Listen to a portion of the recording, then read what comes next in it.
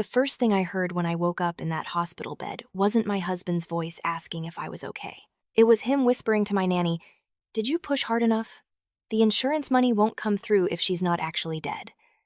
My name is Serena Johnson, and 3 weeks ago I discovered that the two people I trusted most in this world had been planning my murder. I met David Johnson when I was 25, fresh out of graduate school with a degree in art history. He was 32, a successful financial advisor with a corner office in downtown Chicago and a smile that could sell ice to Eskimos. When he proposed after 8 months of dating, I thought I was the luckiest woman alive. Our wedding was everything I had dreamed of. David spared no expense, and I was so grateful. I should have questioned where a financial advisor got that kind of money. But I was young and in love. The first year of marriage was blissful. David was attentive, romantic, and generous. He insisted I quit my job at the art museum because he wanted to take care of me properly. When I hesitated, he said, "Baby, I make more than enough for both of us. Why don't you focus on making our house a home?" It sounded so loving. I had no idea he was building my cage. When Emma was born 2 years later, I felt complete. David hired Maria Santos as our nanny when Emma was 6 months old, insisting that I needed help. Maria was 28, beautiful, and spoke with a soft accent that Emma seemed to find soothing.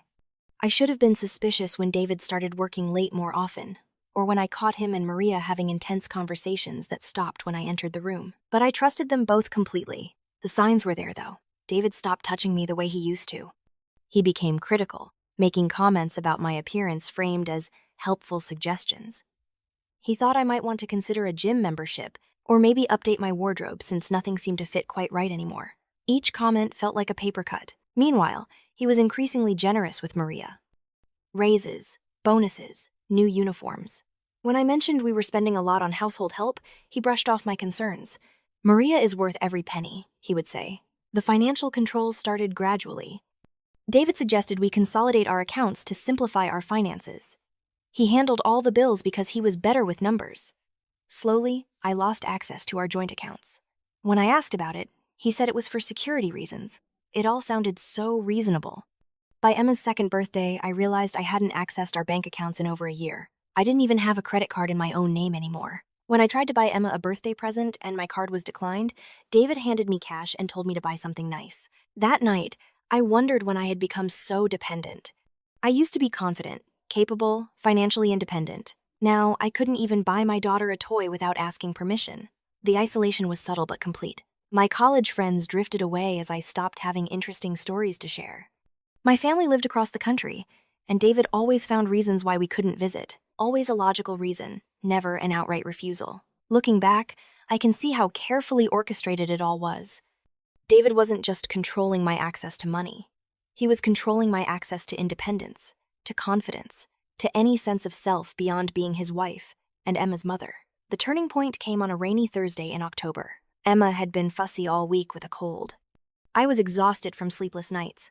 David had texted he'd be working late again, and Maria had left early for a family emergency. I decided to nap with Emma, something I rarely did. We curled up on my bed, and she finally slept peacefully. I woke to voices downstairs. David's voice, and Maria's. They were supposed to be gone. But there they were, whispering in my living room. If they had both returned, why hadn't they checked on us? Why were they whispering? I left Emma sleeping and crept to the stairs, planning to call down. But something in their tone made me pause. There was an intimacy that didn't sound like employer and employee. That's when I heard David say, "We can't keep waiting. The insurance policy I took out on her last year is substantial, but we need to be smart about this." My blood ran cold. Insurance policy? I didn't remember signing any new documents. Maria's voice was quieter. "I know, mi amor, but what if something goes wrong? Mi amor, my love."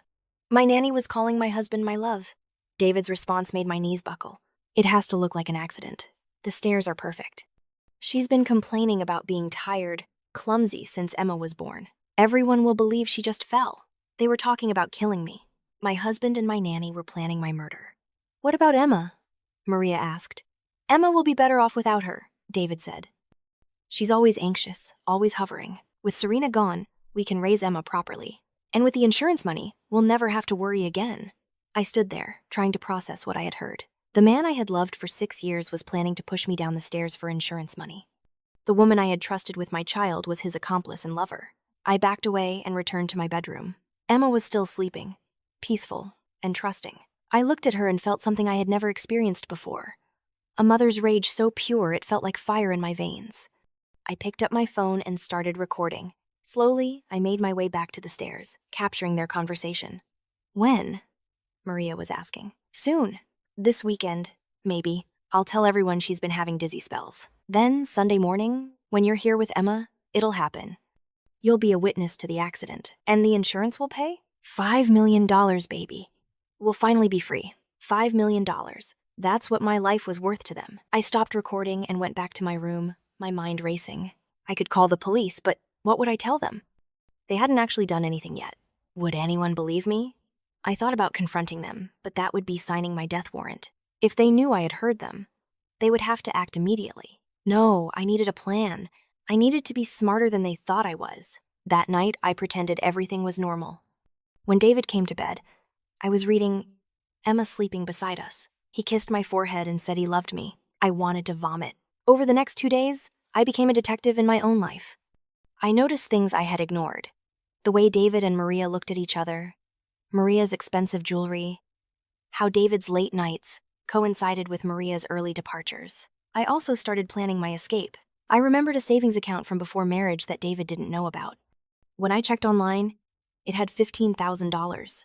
Not a fortune, but enough to disappear. Friday afternoon, David announced a surprise weekend getaway to Michigan. Just us. Maria would watch Emma. My stomach dropped. This was it. They planned to kill me when we returned Sunday. A tragic accident after a lovely weekend. That sounds wonderful, I told him, forcing a smile. That night, I packed a bag with essentials and hid it in my closet. I also wrote a letter explaining everything, including the recording, and addressed it to my sister in California. Saturday morning, we left for Michigan.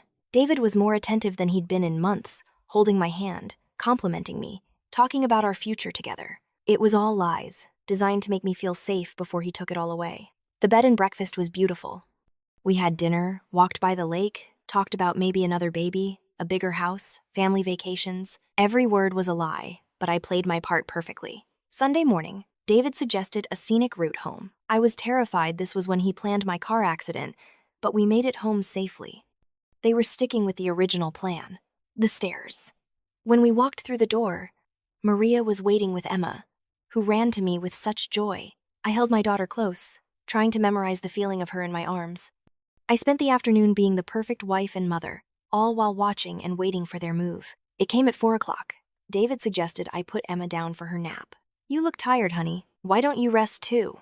Maria and I can handle things down here." The perfect setup. I would be at the top of the stairs, tired and distracted. David would call me down for something urgent. As I hurried down, one of them would give me a push. A tragic accident. But I was ready. I put Emma down and positioned myself at the top of the stairs, phone ready to record. "Serena," David called. "Can you come down here? There's something wrong with the kitchen sink." Such an obvious lie. David had never fixed anything. But I played along. "Coming," I called back, then started down slowly. Phone recording. David was waiting at the bottom, and as I reached the middle of the staircase, he started walking up. Behind him, Maria watched from the doorway. "What's wrong with the sink?" I asked. "You'll see," he said, and his voice made my blood run cold. He was done pretending. When I was 6 steps from the bottom, he reached out as if to help, but I saw the calculation in his eyes. He was measuring the distance, the angle. That's when I made my move. "I know," I said simply. David stopped, his hand frozen. "What?" "I know about you and Maria. I know about the insurance policy. I know you're planning to kill me." The shock on his face was almost comical. "I don't know what you're talking about," he stammered. "I recorded your conversation. Thursday afternoon, when you thought I was asleep. I heard everything." Behind him, Maria had gone pale, saying something in rapid Spanish. "Give me the phone, Serena," David said, his voice dangerous. "You're being paranoid. The help I need is to get away from you." That's when he lunged for me, but I was ready. Instead of trying to run, I threw myself backward up the stairs, away from the edge. I hit the steps hard, but I was alive, and I was screaming, "Help! Someone help me! He's trying to kill me!" David scrambled after me, but neighbors had heard my screams. Someone was pounding on the door. Maria was yelling at David in Spanish to stop, but David was beyond reason. He grabbed my ankle, dragging me toward the edge. If you won't cooperate, I'll make this look like you attacked me. That's when Emma started crying. My baby girl was crying for her mommy. Something fierce rose up in me, stronger than fear. I was not going to let this man take me away from my daughter. I kicked David in the face hard enough that he loosened his grip. Then I ran toward Emma's room, David behind me. By then, police were at the door. Someone had called 911. Maria opened the door, babbling about how I had attacked David, how I was having a breakdown. The officers found us in Emma's room, me holding my crying daughter while David stood in the doorway with blood streaming from his nose, demanding they arrest me for assault. But I had the recording. When I played it for the officers, watching David's face crumble as his own words condemned him, I felt a satisfaction deeper than anything I had ever experienced. David and Maria were arrested that afternoon. The investigation revealed David had been stealing from clients for years. The $5 million policy was just the beginning. The divorce was swift. With evidence of attempted murder and financial crimes, David had no leverage. I got everything: the house, the savings, full custody of Emma. More importantly, I got my freedom. It took months of therapy to undo the damage. I had to relearn how to trust my judgment, believe I deserved better. I had to forgive myself for staying so long, for not seeing the signs sooner. But I also acknowledged my strength. I had survived 6 years of systematic abuse.